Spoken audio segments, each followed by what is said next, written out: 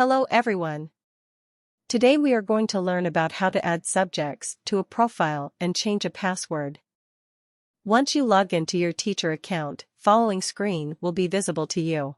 You can always add new subjects to your profile on our platform. To do so, first of all, log into your teacher account and click on this profile icon.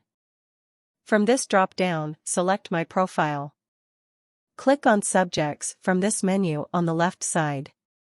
Here, all the available subjects will be visible to you. To select a subject, simply check the box next to the subject's name. If you want to select multiple subjects, you can check the boxes next to each subject. Once you have selected the subjects you want to add, click the Save button to save your changes. Your selected subjects will now be added to your profile. Now, to change your password, go to the Change Passwords section. Updating passwords occasionally is necessary to avoid any security breaches and data invasions. Enter the old password and new password. Re-enter the new password and then click on Change Password. In this way, you can always change your password in order to secure your account. Thank you for watching and learning. We will see you in next lesson.